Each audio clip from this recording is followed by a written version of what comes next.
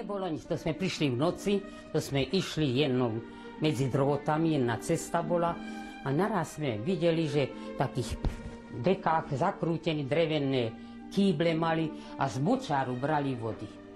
Reku, preboha, akí sú to ľudia z močáru tú vodu brať. No ale o 2 hodiny sme tak vyzírali, jak aj oni. Nás ostrihali. Kedy ste sa narodili? 7.10.1912. V akom meste? Bojna, okres Topolčany. Môj otec bol roľník na rolničí. Mali sme robotníkov a Bírešov. No a to bolo až do 42. A v 42. nám všetko zebrali a potom mňa zebrali v marci.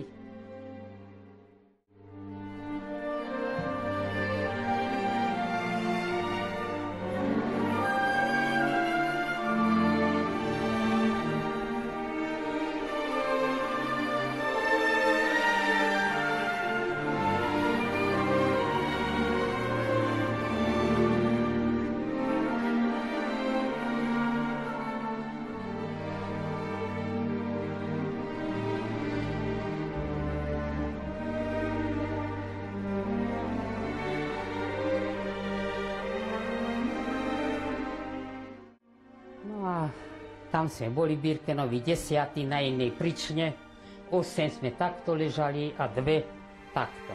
Keď sme sa chceli obrátiť, všetci sme sa museli zobudiť a na jeden druhý bok obrátiť. Zákopy sme kopali. Tak pršalo, také mokré, jak sme prišli, ráno sme tak išli. Bez jedenia. Však ráno sme dostali 8 ľudí, 2 kilový chleba. Každý takýto kúštiček a jednu čiernu vodu. Obed ništ a večeru jednu žufanku, plávala tam kvaka alebo zemiak a ani slané, ani nič, len vo vode. No.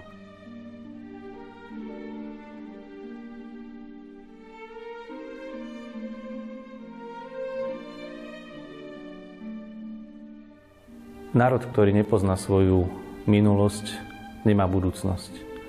A je odsúdený na zopakovanie svojich vlastných chýb. To, čo málo kto z nás čakal, sa stalo skutočnosťou. Vojna je po mnohých rokoch opäť na našich hraniciach a oživujú sa spomienky tej poslednej, ktorá bola mimoriadne tragická. Slovenská spoločnosť je mimoriadne rozdelená. Ľudská zloba a rôzne dezinformácie, ktoré môžu vyústiť ľudskej tragédie, našli svoju novú živnú pôdu v podobe sociálnych sietí a rôznych tendenčných médií. Navštívili sme Osvienčim, pretože je to pietné miesto, kde vyhasol život desiatok obyvateľov našej obce. A sme tu preto, aby sme si nielen my, ale aj naša budúca generácia, na ktorej bude závisieť budúcnosť našej krajiny, uvedomila, akú obrovskú zodpovednosť majú. A aby sa z nesmiernych chýb minulosti poučili. Dnešný deň nebol len obyčajný výlet.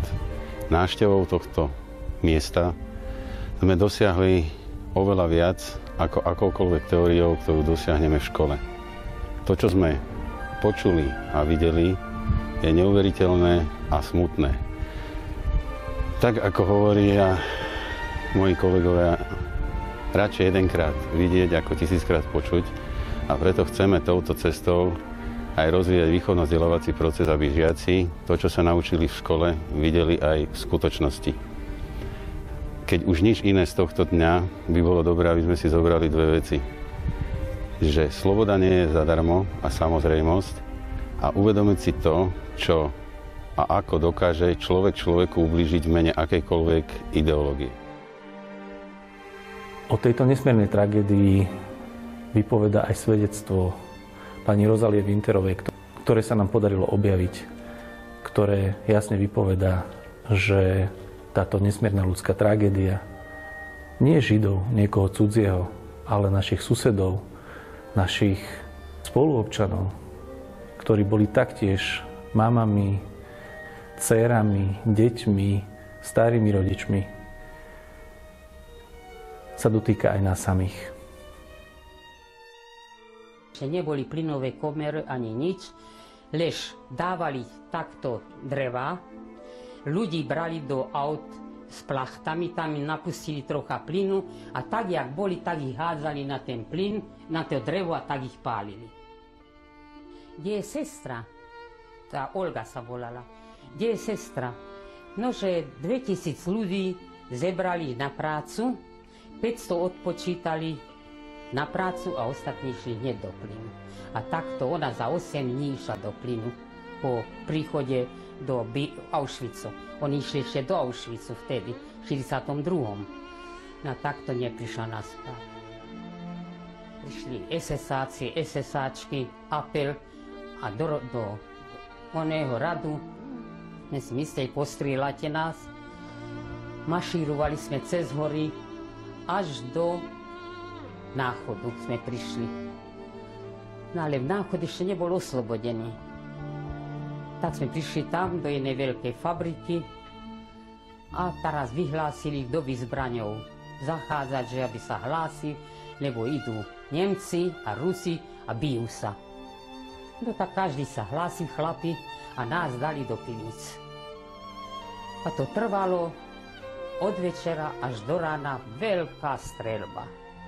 No tak doteraz sme vydržali, a čo nás postrieľali. No ale potom okolo 4. ráno ostalo ticho, vypustili nás a prišli Rusi, no a tak sme boli oslobodení. No to je môj otec Arnold Blau, tá fotka je, tam je na tej fotke asi 60-ročný. To je moja matka Terezia Blauová, rodená Schlesingerová. Zomrela v 38. roku, mala 55 rokov. To je moja sestra Olga Blauová, ostala v koncentračnom tábore, zahynula, mala 24 rokov.